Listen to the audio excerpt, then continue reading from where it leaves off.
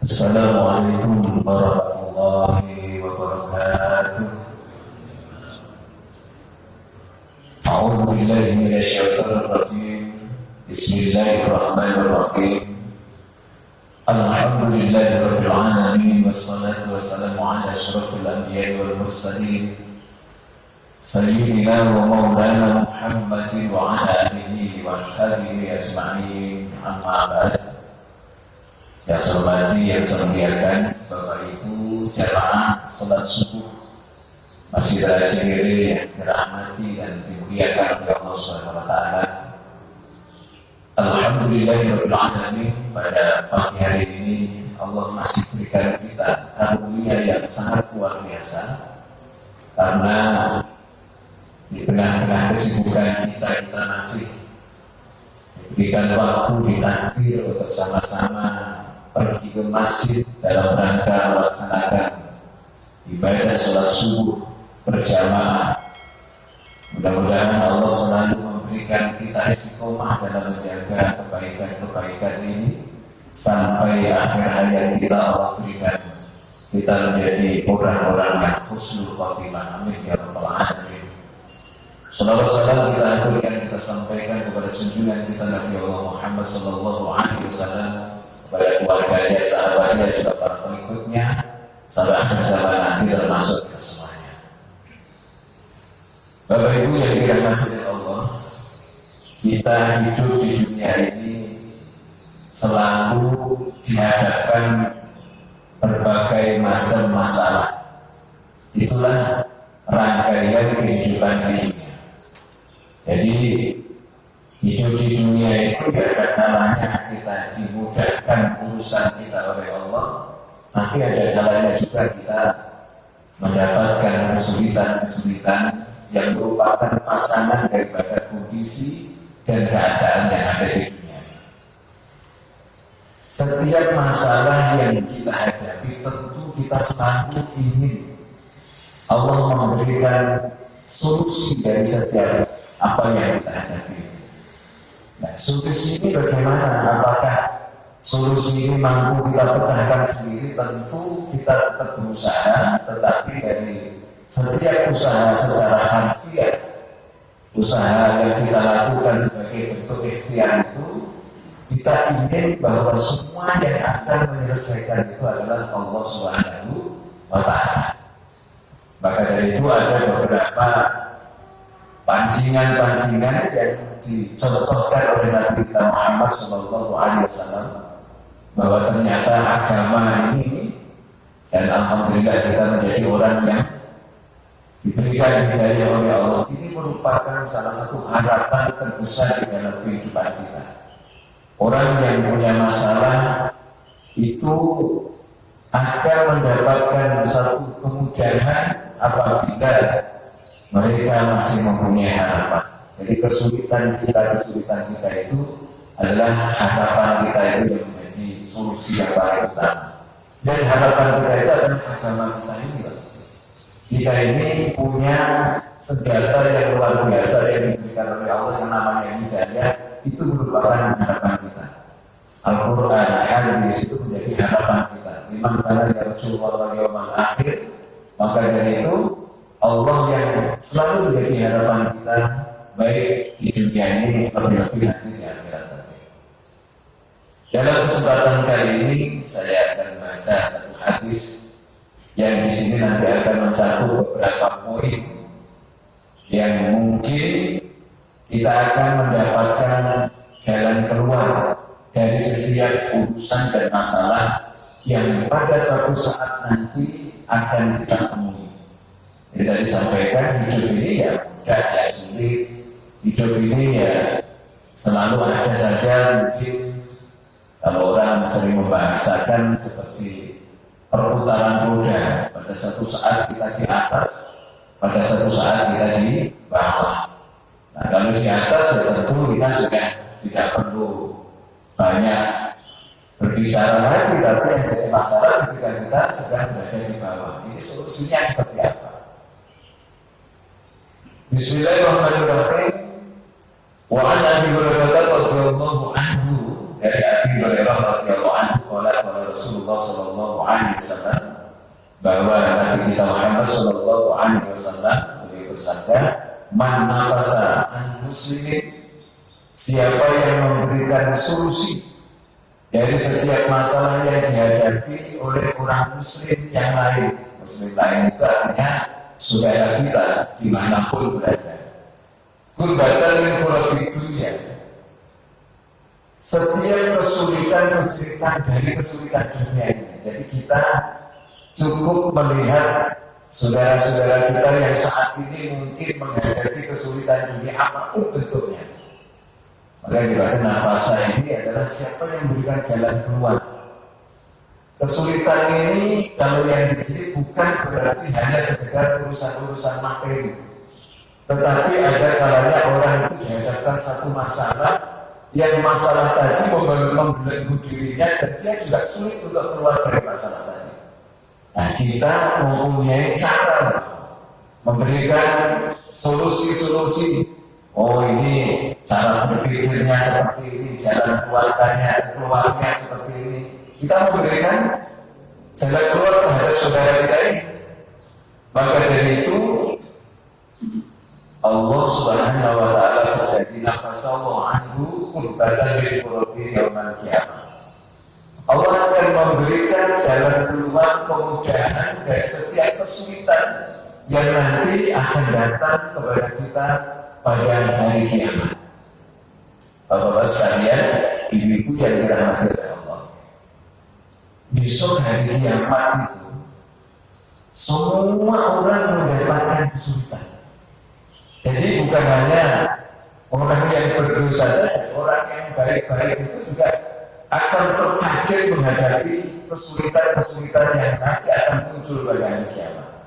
Maka kalau kita baca beberapa sejarah tentang kisah para anbiya, kisah para nabi itu, kita melihat nabi kita Muhammad Sallallahu Alaihi Wasallam itu dikasih nama oleh Allah salah satunya adalah Ahmad. Ahmad ini bukan orang yang memuji kepada Allah, tetapi di beberapa penjelasan dari ahli hadis disebutkan adalah orang yang lebih unggul memujinya kepada Allah dibanding nabi-nabi yang lain. Maka kalau kita baca, contohnya dalam Sirah Nabawiyah, kisah yang ditulis oleh Imam At-Tabari, ketika para umat nanti menghadapi kesulitan pada hari kiamat dan menghadap kepada Nabi Adam. Nabi Adam hanya menunjukkan nafsi. Jadi untuk mengurusi dirinya sendiri saja sulit, bagaimana akan bisa menolong orang lain. Terus kemudian ketika menghadap para umat itu menghadap kepada Nabi Allah Ibrahim alaihissalam juga sama. Bahkan beliau sempat menyampaikan bagaimana saya akan menolong kalian semua. Oh, saya itu seumur hidup saya pernah melakukan bohong 3 kali, bohong dalam bentuk bohong tauriah. Mungkin Bapak Ibu sekalian juga sama-sama tahu bagaimana Nabi Allah Ibrahim alaihissalam pernah melakukan. Sebenarnya kalau kita mungkin bukan termasuk bohong, tapi beliau ini menjadi beban. Salah satu contoh ketika beliau masih muda, oleh orang tuanya diperintahkan untuk bergabung oleh anak-anak muda Babilonia waktu saat itu yang mereka berpesta pura di luar. Dan kemudian Ibrahim menolak apa yang diperintahkan oleh orang tuanya dengan alasan badan saya agak kurang enak.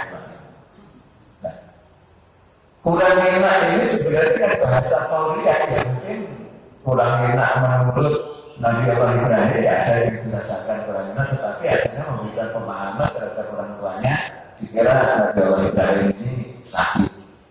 Yang kedua, ketika ditanya setelah menghancurkan berhala menghadapi Raja Namrud, di mana Nabi Ibrahim langsung dituduh dan beliau sampaikan bahwa yang menghancurkan berhala ini yang besar ini tapi ada. Jadi hanya menunjuk yang besar ini, jadi ditunjuk berhala yang besar ini. Jadi beliau menunjuk yang besar ini itu bahasa tauriah. Tauriah itu seperti ini. Kalau bapak-bapak, ibu-ibu maksiat, mabuk, judi, terus kemudian pada satu saat ada kesulitan pengen pinjam uang ke kita ingin menolak karena kenapa? Karena kalau sampai kita pinjam ini ya mungkin digunakan untuk maksiat. Nah, untuk mencegah maksiat itu kita berbahasanya begini, bahasa Korea itu. Saya ini enggak megang uang sama sekali. Tapi uang kita kantongin, uang kita taruh di rumah atau ditaruh di bank. Itu namanya kita ya secara ini fisik kita enggak megang uang bahasanya. Tapi memberikan pemahaman terhadap si calon peminjam untuk digunakan maksiat itu supaya kita juga enak untuk menjawabnya. Kita katakan saya nggak megang uang saat ini, saya nggak ngantongin uang karena kan uangnya tidak dikantong. Itu bahasa Tauria. Itu yang dilakukan oleh Nabi Ibrahim alaihissalam. Yang ketiga, Nabi Ibrahim ketika menghadapi Fir'aun saat itu, yang mana Fir'aun itu dulu kalau ada orang cantik, kalau dia masih gadis, belum punya suami, itu pasti diminta kepada orang tuanya. Terus kemudian kalau orang cantik ini sudah punya suami, suaminya dibunuh.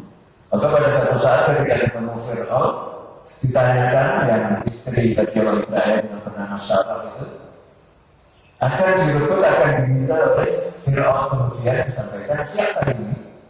Nabi Ibrahim mengatakan, ini saudara saya. Lalu ketika istrinya bertanya, kok Anda mengatakan saya saudaramu? Iya, saudara seiman. Jadi itu bahasa Korea. Dan dari tiga yang menurut Nabi Ibrahim ini adalah satu kehubungan itu tadi, itu menjadi beban. Bagaimana saya bisa menghadap Allah dengan tenang? Karena selama hidup saya pernah melakukan tiga kesalahan. Ya, kita nggak tahu kita ini sudah bohong berapa kali, kira-kira yang lebih dari itu ya Pak ya. Maka dari itu Nabi Ibrahim ketika didatangi rumah juga itu nafsi. Bagaimana saya akan menolong kalian semua? Saya sendiri masih punya tanggung jawab yang cukup berat. Kemudian ketika datang kepada Nabi Musa ini merupakan kalimullah yang mudah berbicara, yang mudah bercengkerama, yang sedikit-sedikit bisa mengadu kepada Allah Subhanahu wa Ta'ala, tetapi juga sama. Dan apa solusinya adalah menghadap Rasulullah Sallallahu Alaihi Wasallam, Muhammad Sallallahu Alaihi Wasallam. Maka dari itu ketika dalam satu riwayat, satu sejarah di mana Nabi pernah diperintah oleh Allah untuk menjadi imam waktu beliau berada di Aqsa, di Masjidil Aqsa, perjalanan Isra dan Mi'raj. Itu karena sebelumnya Allah sudah memuji dari para nabi-nabi, siapa kira-kira ini yang bisa memimpin sholat para nabi-nabi, para malaikat saat itu. Ternyata diukur oleh Allah SWT cara memujinya Rasulullah, cara mengagungkannya Rasulullah kepada Allah SWT itu lebih unggul dibanding daripada nabi-nabi yang lain. Dan ini yang disebutkan, maka Nabi dinamakan juga selain Muhammad juga namanya Ahmad. Jadi kalau bahasa Ahmad ini bukan orang yang memuji Allah saja, tetapi adalah nama Ahmad yang tersematkan kepada Rasulullah SAW adalah Nabi Muhammad adalah satu-satunya Nabi yang memujinya kepada Allah lebih unggul, lebih banyak dibanding daripada nabi-nabi yang lain. Dan itu nanti oleh sekalian Rasulullah ini Muhammad SAW ini yang akan memberikan syafaat kepada kita pada hari kiamat nanti. Bagi namakan syafaatul uzma, syafaat yang paling tinggi. Kemudian nanti bagi umat-umat yang akan mendapatkan syafaat dari Rasulullah dan dia juga memberikan syafaat-syafaat kepada umat yang lain atau kepada saudaranya yang lain, yaitu para orang alim, para syuhada, itu nanti juga akan memberikan syafaat kepada yang lainnya. Maka biasanya Nanti ada satu riwayat cerita bagaimana seorang guru bisa mensyafaati muridnya, seorang sesama saudaranya bisa memberikan syafaat terhadap saudaranya.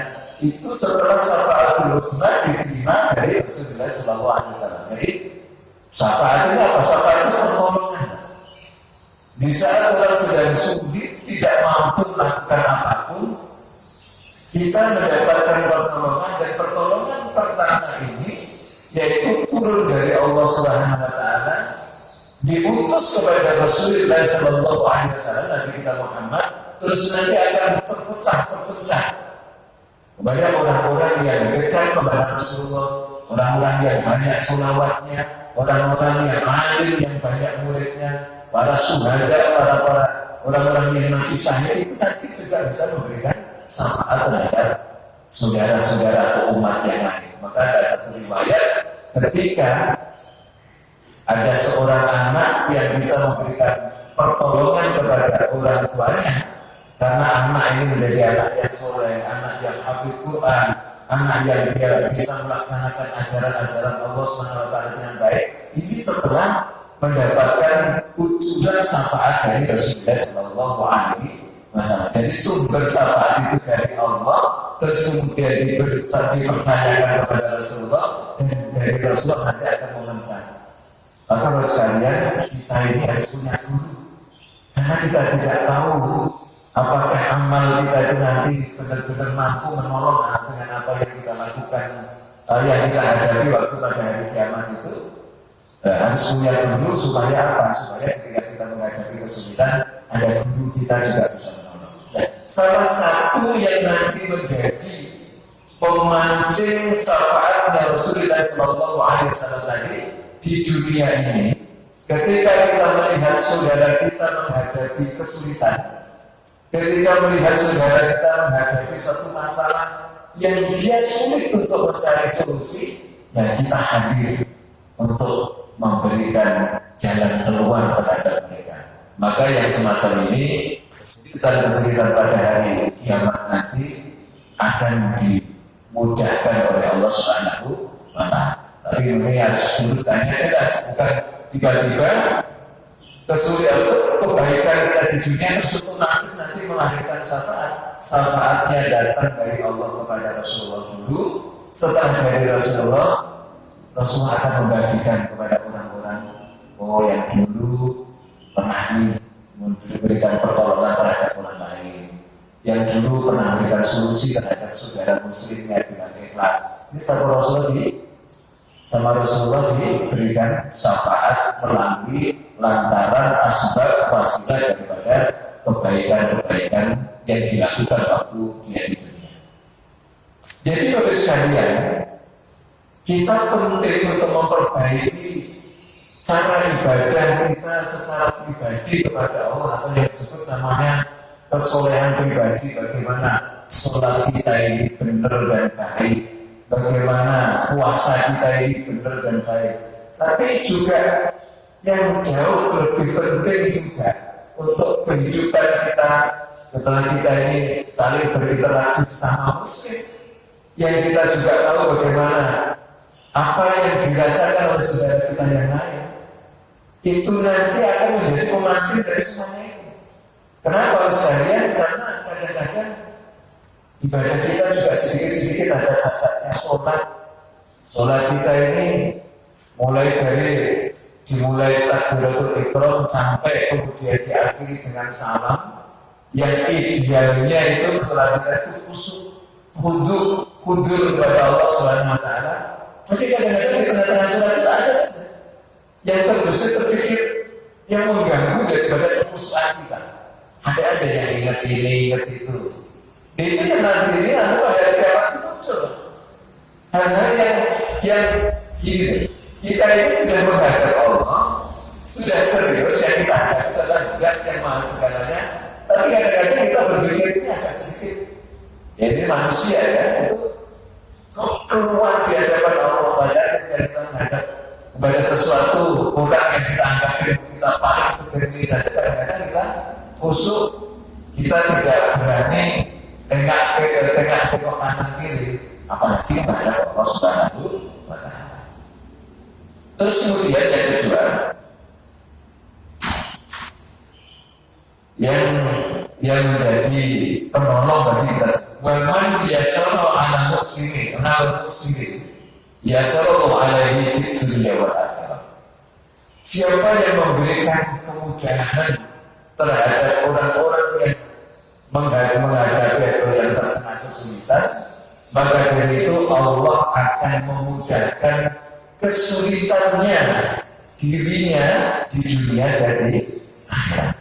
Sekalian, sering manusia itu yang menjadi kelemahannya ketika didatangi orang yang lebih sulit terhadap dirinya, dia juga curhat. Aduh, bagaimana Pak, saya bisa bantu sampai saya sendiri juga kondisinya begini. Padahal ketika kita curhat kesulitan kita terhadap orang yang sulit itu gak ada manfaatnya. Ini ada orang susah datang ke kita, ada orang sulit datang ke kita. Mestinya kalau kita gak bisa bantu utuh atau apa yang diinginkan oleh orang yang kita bantu, yang kita lihat lebih sulit itu, lebih baik kita diam atau bantu semampu kita. Makanya dalam Al-Quran itu salah satu orang yang mendapatkan al-jannah, ketenangan dunia sampai surga nanti, yaitu orang-orang yang bertakwa, salah satunya alladzina yunfiquna fis-sarra'i wad-dharra. Orang yang menginfakkan sebagian rezekinya dalam bentuk bantuan ini, baik dalam keadaan sempit, dalam keadaan luas. Yang pada pertemuan sebelumnya sampaikan, mengapa sebenarnya Rasulullah itu walaupun hukum nazar itu ada, kalau orang sudah nazar itu harus dihukum, tapi Nabi sampaikan kalau bisa kalau Allah sudah tahu nggak usah nazar dulu, karena nazar itu dalam ikatan ikhlas itu ikhlas yang paling rendah. Satu niat yang diniatkan karena Allah, tetapi mempunyai tujuan hal-hal yang berkaitan dengan dunia.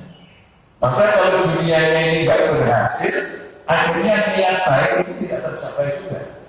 Lalu bagaimana solusinya? Solusinya ketika kita sudah niat baik, lakukan. Mampunya kecil, ya udah lakukan yang kecil. Allah tidak melihat besar kecilnya, tapi keseriusan kita di dalam membantu, keseriusan kita dalam bersedekah, berinfak, itu yang dihitung oleh Allah Subhanahu wa Ta'ala. Dan tadi sampaikan ketika ada orang sulit datang ke kita, terus kemudian kita juga masa nggak bisa bantu ya? Nggak bisa bantu itu, kenapa? Karena saya sendiri juga banyak masalah, karena saya sendiri juga sedang sulit. Nah, cerita kita, curhat kita kepada orang yang sulit menghadapi kita itu nggak ada manfaatnya. Maka dari itu, apa yang harus kita lakukan? Kalau kita juga ingin kesulitan kita diselesaikan oleh Allah, bantu. Berapa kita bantu? Semampu kita. Oh, kita mampunya, katakanlah ini kesulitan, contohnya kesulitan urusan materi. Ya ada orang yang terlilit hutang, hutangnya 1 juta, dia contoh aja. Terus kemudian dia minta bantuan ke kita 1 juta. Nah, kita merasa belum bisa membantu dengan sejumlah itu. Gak usah kita cerita kepada orang yang kita bantuan dengan kesulitan kita, tetapi bantu semampu kita. Oh, saya mampunya 100 ribu, bantu 100 ribu. Saya bantunya setengah saja, kasih setengah, syukur-syukur semuanya. Makanya dulu kita lihat para sahabat itu, yang dicontohkan oleh, ada mencontoh oleh Rasulullah SAW. Beliau itu ketika sudah ada kesulitan, ada orang kesulitan datang ke sahabat sekalian. Apalagi Rasulullah ya, kita cerita sahabat saja. Itu sudah gak mikir dirinya sendiri. Bahkan saya ada cerita, ada cadangan makanan yang akan dijadikan sarapan hari itu. Tiba-tiba ada pengemis yang datang yang dia lebih membutuhkan. Beliau lebih mengalah untuk tidak sarapan bagi dirinya, membantu saudaranya. Kadang-kadang kita ini gini Pak, kalau ingin mencontoh kedermawanan para sahabat ini luar biasa. Bapak Ibu sekalian, ada satu pertanyaan kadang-kadang kalau kita ingin mencontoh kedermawanan Rasulullah, ingin mencontoh kedermawanan para sahabat itu, enaknya orang dermawan itu jadi orang kaya banyak duit atau jadi orang yang duitnya pas-pasan sebenarnya. Coba nanti kita renungkan sambil bertanya terhadap diri kita sendiri. Karena begini Pak, dulu pada suatu saat ketika Rasulullah SAW berkumpul dengan para sahabat, Nabi itu pernah bertanya begini, siapa hari ini yang berpuasa? Di situ ada sahabat Abu Bakar Siddiq, ada Umar bin Khattab dan sahabat-sahabat yang lain. Kemudian Sayyidina Abu Bakar Siddiq mengatakan, saya ya Rasulullah. Terus pertanyaan berlanjut, siapa yang hari ini telah menjenguk orang yang sedang sakit? Akhirnya Abu Bakar Siddiq mengangkat tangan kepada saya ya Rasulullah. Pertanyaan ketiga sampaikan, siapa yang hari ini sudah membantu saudaranya yang sedang kesulitan, orang miskin, orang fakir? Abu Bakar Siddiq mengangkat tangan kembali, saya ya Rasulullah. Nah, sahabat-sahabat yang lain karena saat itu memang kayak Sayyidina Umar dan yang lain itu belum melakukan itu, ya tidak mengangkat tangan. Akhirnya Umar juga, Sayyidina Umar itu merasa terketuk hatinya, merasa malu bahwa dalam pertemuan hari itu di hadapan Rasulullah sampai ibaratnya kalah 3-0 dengan Sayyidina Abu Bakar Siddiq.